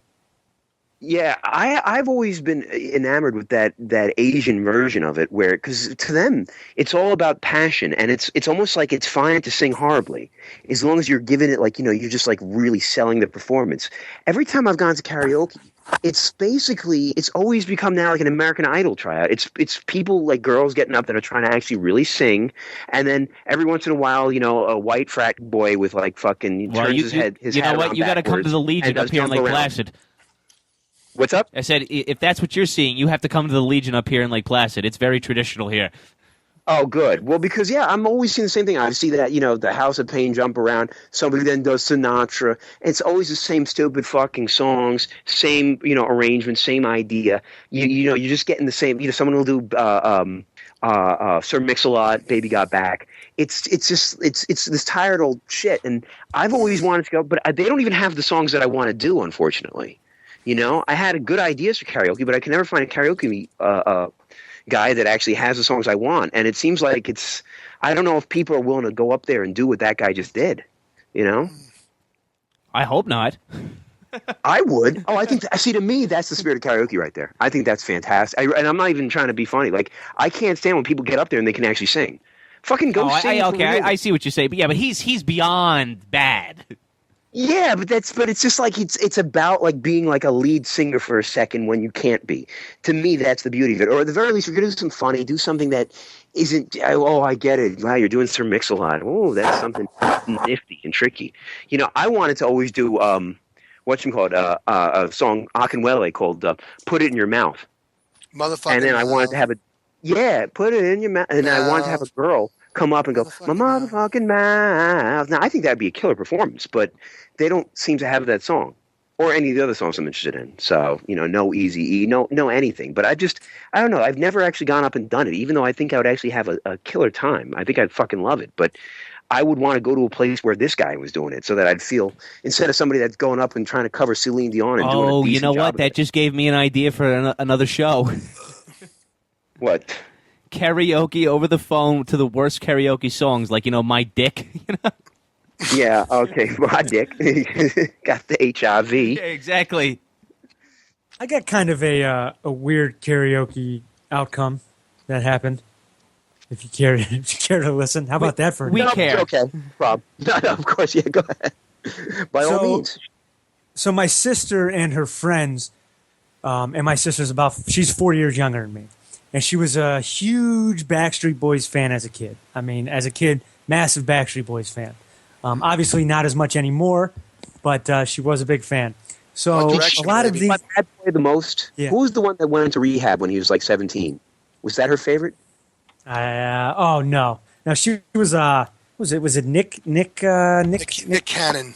Nick Carter? No, not Cannon. Carter. Oh, that's right, Nick Carter. I'm sorry. Okay. All right. And then his younger brother was Aaron Carter. Right.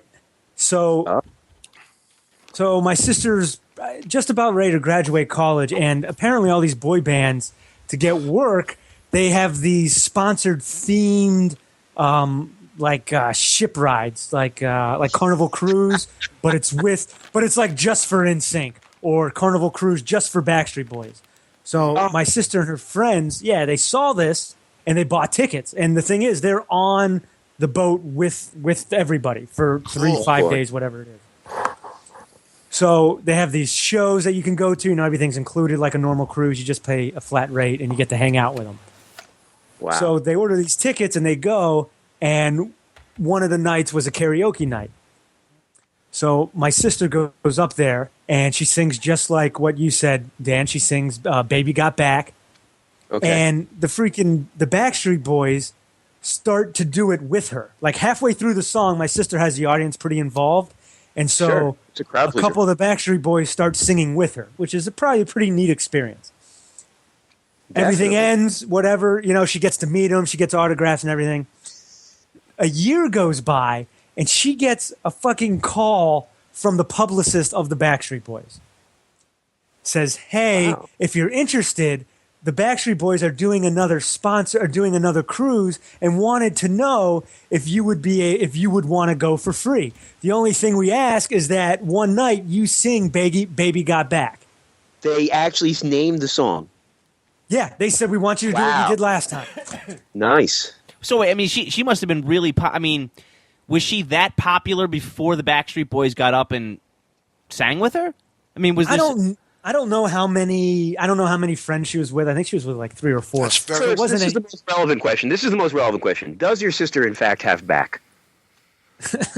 I'll put it to you like this. I don't know if it's a derogatory term or not, but the Moon Crickets really enjoy her. The black guys like her. That's what I'm saying. All right. So, wow. Yeah.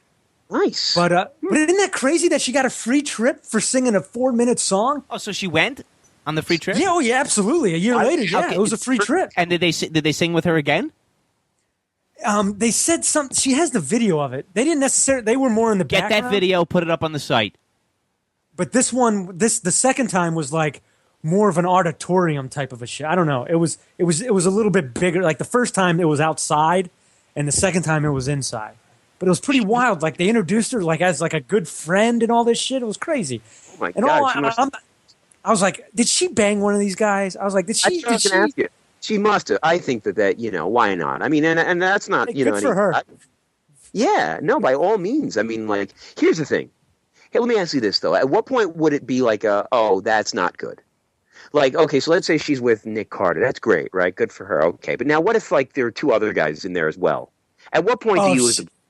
If she did the whole Backstreet Boys crew, I'd be a little disappointed. Right, but one is good. Yeah. See, that's interesting. It's kind of like too much of a good thing. One is kind of like, yeah, way to go, yeah. But you're living out a fantasy. Now you're a whore. Right. You know, I'm not saying I don't expect my sister to not ever have sex, but I would like for her not to be involved in a gangbang. But that's just me.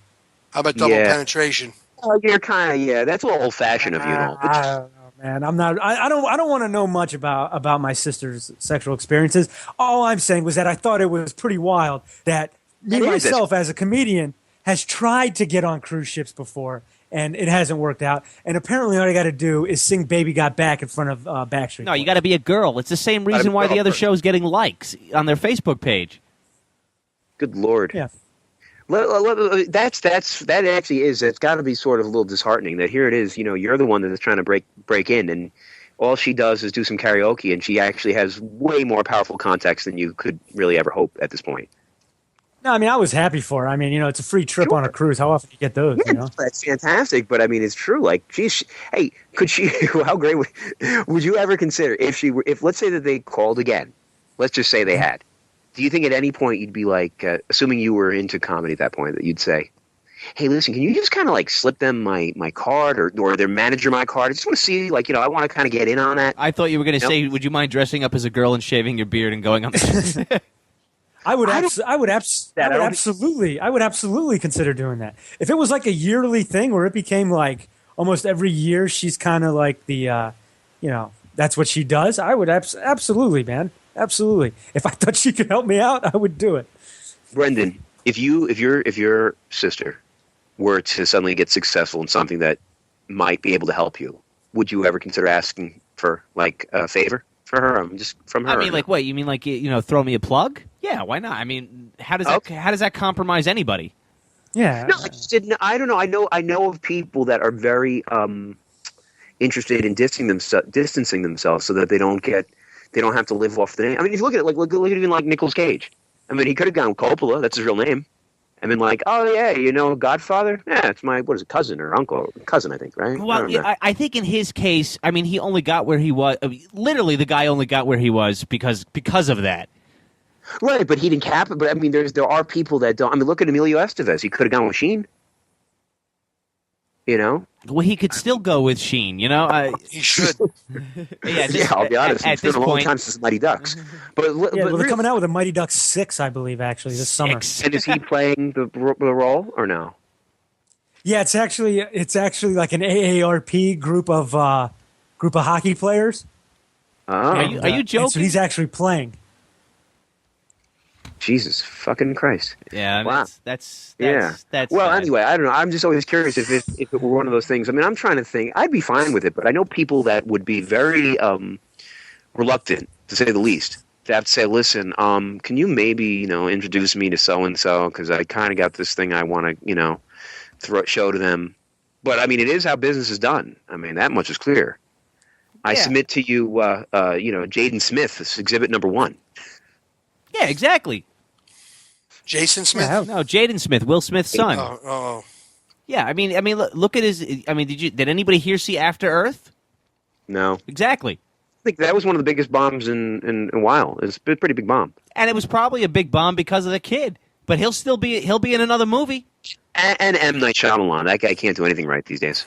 Well, he only did one thing right. That was a fluke. He was Wrong. His best movie Don't say The was, Village. in fact, what? Don't say The Village. No, God, no. Unbreakable. I was a little disappointed with The Village. I saw it. You did. Yeah, The Village wasn't all that. I but saw The Unbreakable. Village. I mean, it wasn't a waste of time. I just wish I wouldn't have saw it in the theater. Right. No, of course. It's one of the. There's no reason to see that. But I'll tell you, Unbreakable I like better than Sixth Sense, just for the record. But after that, we're done. I never saw The Sixth Sense. Really? Boy, you managed to miss out on some pretty huge blockbusters. Yeah. Yeah, I mean, Nick, what do you do with your time? Like when the rest of the world is doing everything else? When is the rest of the world doing stuff? I mean, how do you manage to miss? How do you manage to miss the things that everybody else knows about, though?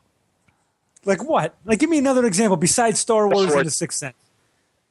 Oh, there was one. Okay, wait. Have you seen The Matrix? Yeah. Okay. Interesting. All right. Let's see. Let's see. Yeah, go ahead. Let's see what else. Now this is like a new segment. Oh, so you're talking about just movies? No, not movies. Let's see what. Yeah, I You're don't know. right. I'm not necessarily up to date on pulp culture as much as I should be. You're right. Okay, but I mean, like the Van Damme commercial that I showed you the other day. Everybody here seen the Van. Funny. Everybody here seen the Van Damme commercial, right? Yeah, of course. Came out like about a month ago. Right. I had to show it to Nick. I showed it to 3 people who had not seen it. That's because you got some friends that are like you. They probably play poker and fantasy sports, and then that's about it. And yeah, you've got your own little cult going. Yeah. Let me ask this. Here's another one that happened. Remember, he was the last person to see What Does the Fox Say? Right. Well, I haven't even seen it yet. Okay, well, there you go. But in fairness, 350 million people have seen that. Yeah, I haven't seen it. Have you seen Gangnam Style? Yeah, that was just about that. Yeah, I've seen that. Yeah. Gangnam Style. Let's see. Okay. Have you seen Party All the Time Would Celebrate? Hey. Yeah, that's my ringtone. Good answer. Did you see my reaction video to Party All the Time? No, I didn't. But I can't feel that I'm the only one who missed that. Yeah. All right. Let's see what else. What else is the biggest thing? Breaking Bad. You haven't seen Breaking Bad? Never seen it. I haven't seen those. Yeah, but he actually is interested in seeing it. I am very much. See, so. yeah, something tells me that would be up Nick's alley because there's nothing about that show that you could construe as science fiction or anything like that. It's totally grounded. Star Trek, Nick. Any Star Trek ever? No. I mean, I didn't really get into Star Trek. Okay, right. But I mean, that is. I know plenty of people that aren't Trekkies that manage to see a movie here or there, especially the new ones. Yeah, no, I saw a couple movies when I was younger. Oh, okay. Yeah. I saw a couple. I saw one where both, wasn't it? I think I saw the one where both Patrick Generations. And the guy and- from Clockwork Orange, Andy McDowell. Yeah. He does the Yeah, Sprint commercials now. Malcolm McDowell. Did you just call him Andy? Yeah. Did I say was it Malcolm McDowell? Yeah. It's so perfect that you called him Andy because that's how it should be. Meanwhile, whatever happened to Andy McDowell? How about Roddy McDowell, Planet of the Apes? Roddy McDowell. Well, Roddy McDowell died. But he was one of the best. If anybody's ever seen that movie Fright Night, the original, not the one that was made in 2011. We did an interview with the director, by the way, on the other show. Roddy McDowell played one of the best characters I've ever seen in that movie. I love Roddy McDowell. Is he still alive? I don't think so. No, he's not. He's dead. What? How do those guys feel about? How is it dealing with them now? I mean, first of all, who's responsible for them getting seen by that DJ? I'm just curious. No, they're all stepping up. They're all doing their jobs now. Nice, finally. They're all doing. Right. They're all. Yeah, but you know what? It's ever since this new guy came in, he's got like a vision, and he seems to be able to like make them see the vision in a way that I was never. I really think There's that a new guy? Yeah, there's a new guy, and he's got a background in marketing. He's got a background in journalism, and he's their friend. He's a geek? What?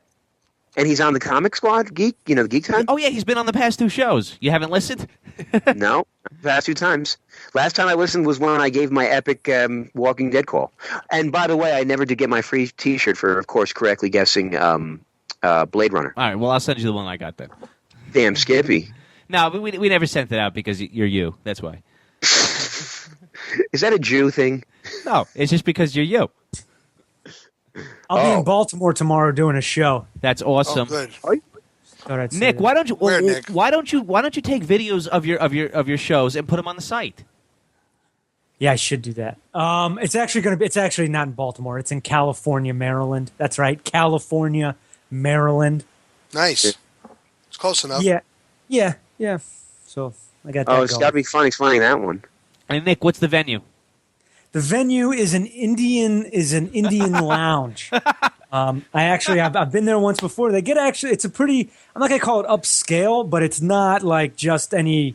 It's pretty nice, actually. It's pretty. It's for the record, sir. When you meet the people that are going to pay you, it's best not to go. They really don't like that. Well, the last time I was there, I did an Indian accent, and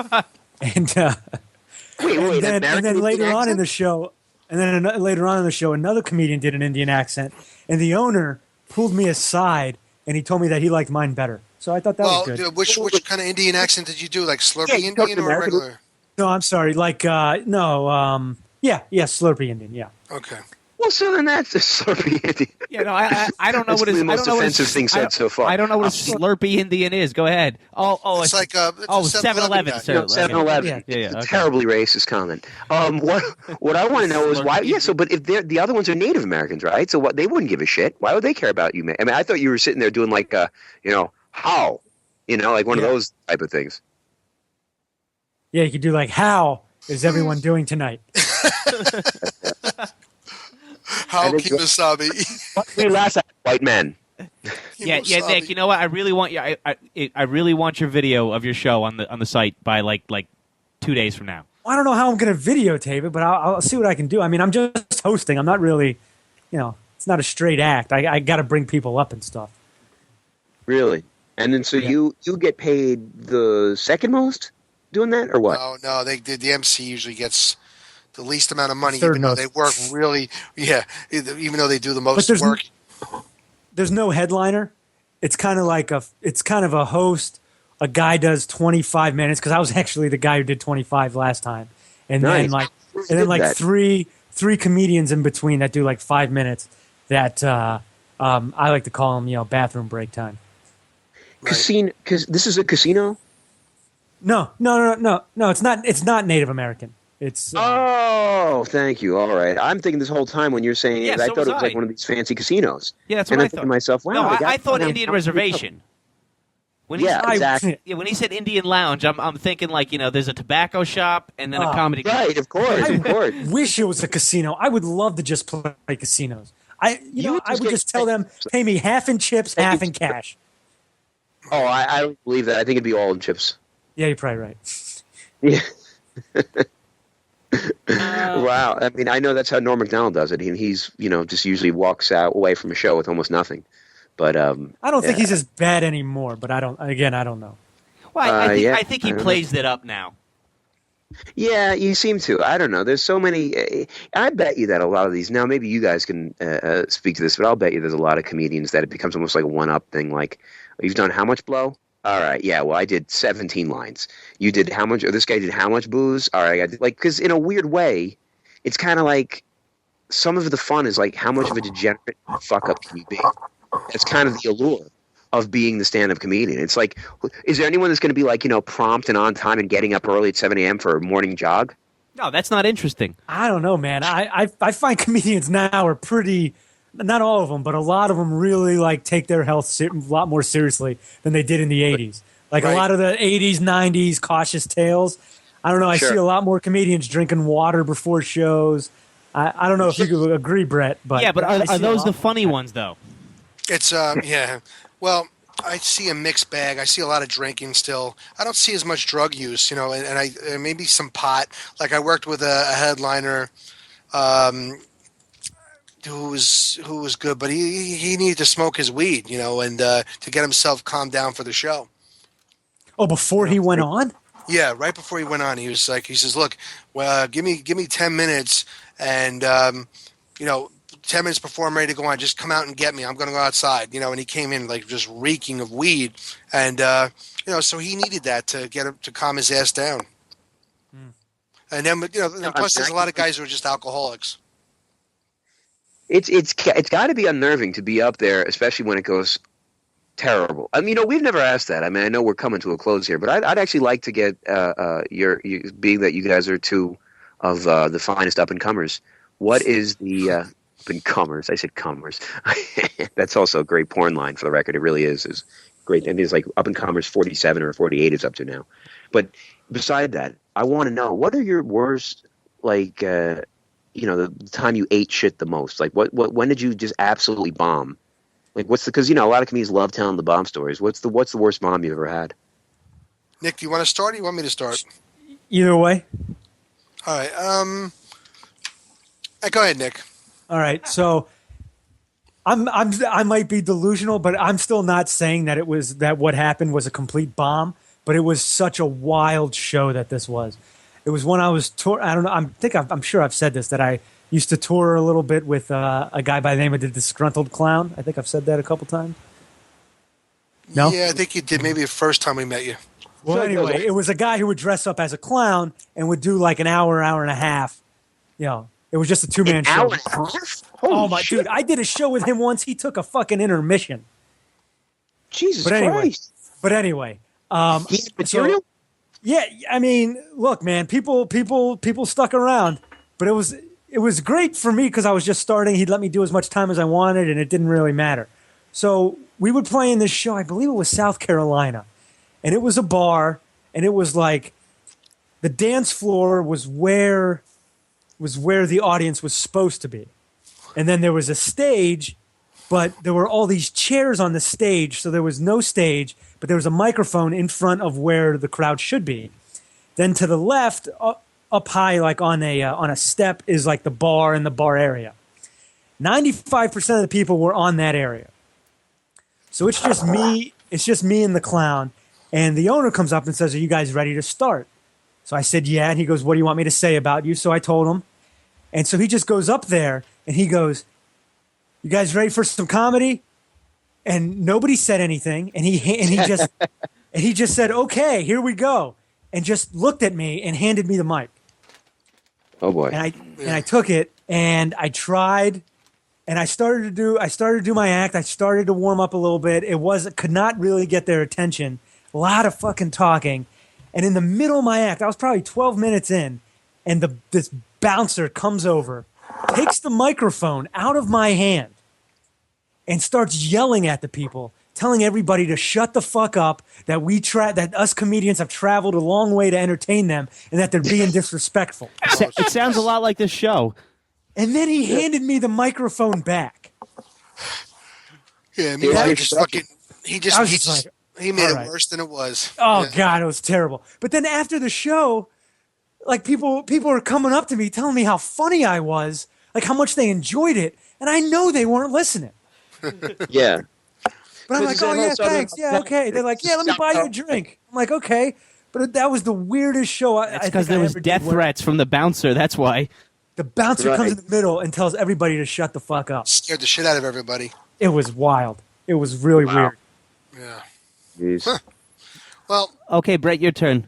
Yeah, I've had a number of really, really horrible experiences, but most of them come from when you're inexperienced and not knowing how to handle a situation, and when you get into a situation like Nick gets into, what he just described is that the audience needs a proper warm-up. So if the stupid owner or manager is not a comedian, and there's a comedy club not that far from where I live where the owner gets up and does some shit, and he insults the audience for a minute or two, and then he brings you up.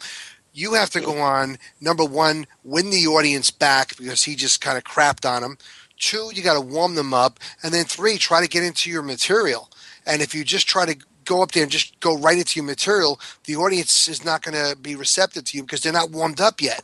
So there was a couple of things I've done. One thing I remember doing a long time ago was a benefit for a young person who was killed in the line of duty. And they had a big benefit. I was at the Lone Star Roadhouse in New York City, and they had Black 47. They had Oh my Gary God, I know them. yeah. Yeah, one of the guy had a crush on my mother, actually. In all honesty. Okay. Gary U.S. Bonds, John Eddy. There was a whole bunch of music acts in the show, and they asked me to MC the show. So and I knew because I knew the guy that was killed. So I went up there. Welcome to the benefit. We all love Keith, and I started doing material. And I look over at the tables, and people are crying, not from laughter, but crying because they're honoring this guy who just died just a couple of months earlier. It was too new and too fresh. Wow. So I didn't do well, and I walked away saying, well, when you're in a situation like this, the next time around, play it safe. Go out there and just talk about the person that passed away.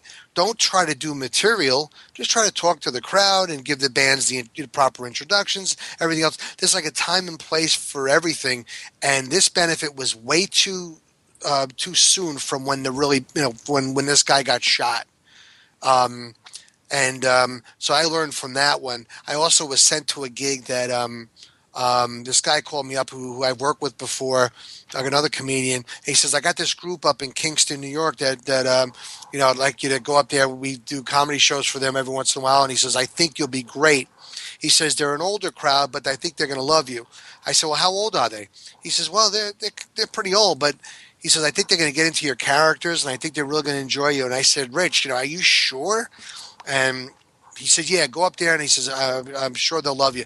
I go up there, and I'm hanging out before the show starts. All of a sudden, I see people walking in with crutches and walkers and oxygen, and I mean, these people were like an inch away from death, and So I said, oh shit! I said, I'm in big trouble because my material is not set up for people in their 80s and 90s, and people. What material is? Well, I think maybe like an old time comedian, like yeah, dig up an old timer, whatever, like one of those Catskill comedians. I think they would have done much better. Yeah. So anyway, sure. So I went up there with another guy because I was going to do a couple of songs, like comedy songs and everything else, and I had the music, and I opened up my show with doing like a really bad Elvis impersonation, and I actually had the jumpsuit and the whole deal, and I was kind of making fun of Elvis impersonators, but they just thought I was just a bad Elvis impersonator. They probably didn't know who Elvis was. So, it was before. It was so goddamn old. Yeah. Yeah, they just missed the whole Elvis craze. Wow. But it was just really horrible. The people were looking at me like shaking their heads and looking at me like they wanted to kill me. So I'm plowing through my material. And then I said, I got to get the fuck out of here. So I say to the guy working the music, I said, let's go into Please Don't Marry the Jew. And one of the songs on my CD. And so we put it on, and I'm starting to sing it. They're looking at me like they really, really now want to kill me because I'm coming across as an anti-Semite. And in the middle of the song goes off. It stops. And I turn around to this guy who's working the set. I said, Mike, what happened? He says, they told me to turn it off. I said, yeah, but fuck, you're with me. You're not with them. He says, and all of a sudden, the guy who's running the show, we've had enough. Oh, boy. And I said, we've had enough. Never good, yeah. Yeah, so they said, that's enough. We're done. Highly inappropriate. That's all. Did you get paid? Yes, I did. Yeah, I did get paid. Yeah. But I said to myself afterwards, I'm like, well, do I start to cry because it was such a disaster, or should I just laugh it off? And I decided to laugh it off. and I also decided to stick around to hear the comments when the people were, like, walking out, and, and they were vicious. They were saying, "Oh my God, that was the worst comedy we've ever seen. That guy was terrible. He was inappropriate." And thank God there was a band afterwards, or the whole night would have been ruined. Oh my! So yeah, I got a million of those. But what are you going to do? You do the best you can do. By the way, that first one was at the. You said that was at the Lone Star, back the old one in the city. Yeah. What year was this? Oh God, it was like 20 something years ago. Yeah, my mother was a waitress there for a bunch of years. Yeah. And all the cool people were there, from Mick Jagger and Mickey Mantle and the fucking Dan Aykroyd and Bill Murray and all that, It was at their second location. You remember, like, they had one. Oh, yeah, no, she was in the first one. Okay, yeah, they kind of moved, and then they had, like, it was almost like it had that, like, old bus or something as a wall. Yeah. Oh, so I was never actually there. She was. So. Oh, okay. It was like they used to have. I would have been like 4 years old. They used to be like on a corner, and then all of a sudden they were just like on like 40-something street, on the west side, and I just approached it all wrong because I figured, like, well, they wanted me to, I'm a comedian and they want me to host this event. I figured I'd go out and do comedy, and while I'm doing comedy, I'm seeing people crying at the tables and going, "Oh shit." And so I had to pull back, and I felt really bad because I felt like I was really inappropriate. Right. I shouldn't have been doing jokes when they're there mourning somebody. No, listen, that's good. And both those stories are good. I mean, it reminds me there was actually a great book out called I Killed. It was written about. Yeah, I have that. You have that book. Yeah, I have it too. So, yeah. Who wrote that? Oh man, let me see if I can find it's two comedians I'm not too familiar with. Yeah, Rich Schneider and Mark Schiff. Oh, I know both of those guys. Yep. Okay, yeah, they actually wrote it's a good book, and basically, to be honest, it was a great idea, but then basically the book writes itself. They just went around to a bunch of comedians and asked them for their sort of worst bombing stories or just oddest things that happened at a club for all of them. Was this way before Rich Schneider's documentary? I was just going to ask you that. No, it was right. It was right before that. Okay, so the book came out before the documentary. Book came out before, yeah. That documentary was pretty good. It was. Which it was really good. It was Rick Schneider, like, trying to get back into stand-up type of thing, and he kind of goes around like he's a new comic. Oh, I don't remember that. Look it up. I don't know, but do you remember that guy that he went to in the documentary where, like, he counts laughs per minute and laughs like analyzes right on a computer and says and whether or not you're a headliner or not, and he said Todd Glass wasn't a headliner. Right. When Todd Glass's whole act is like being a little awkward and a little, it's not. I don't know. Whatever. Yeah. No, and it was a good movie, and and that laughs per minute is pretty cool concept, especially for television, because I remember like years ago, Jay Leno was trying to get on the Tonight Show, and they told him straight out, "You just don't have enough laughs per minute," and they said you're not ready, and they kept stringing him along. But they did think that he was good enough where they would go out and watch him again. And they said, you have to get your laughs per minute. Television time is so expensive. Oh, my God. That seems like a horrible metric. Yeah, it is. It really is. I mean, it seems so corporate, so cold, and so inflexible. Quantity and no quality. I mean, there's plenty of times that I might chuckle through, a bunch of little things, but I would trade it all for one heavy guffaw. I'll give you a perfect example. Almost any Will Ferrell movie, right? And that is, I sit there, and some reason I am magnetized to. I'm glued to that movie. And I don't laugh, except there seems to be always one line or one scene in that movie that just makes me almost recommend it to other people. Right. Well, I think also the fact is that I'm sorry, but that would just be if he could use that as like as some sort of like review or like critical praise. It's just funny how you said it was so. It almost made me recommend the movie. Well, it's a real tribute to Will Ferrell because he's a guy who is a really, really talented, funny guy, and he could do a really shitty movie, and yeah, you still will have those moments. He carries the film. just like Jim Carrey can carry a film too. So you go out and you see a shitty movie. We all know that Anchorman 2 is going to suck. They showed the best. Right. They showed the best scenes on the commercials. Guaranteed. But we're still going to go because we love Will Ferrell and he's a great talent. He's a funny guy. But you know what didn't suck? I don't know if you know. I don't know if you saw this a few weeks ago, maybe even as recently as 2. He actually sat in on some North Dakota newscast. Yes. Yeah. And he sat there for the whole half hour doing real news, real local news as Ron Burgundy. I think that's great. I love it.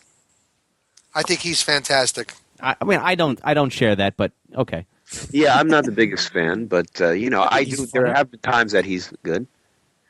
So but again, see, Will Ferrell is one of the weirdest comics in the world because everything on Saturday Night Live that he did, I couldn't stand, and yet one of the things he did, in my eyes, almost completely redeemed him. That was the Harry Carey Astronomy Hour.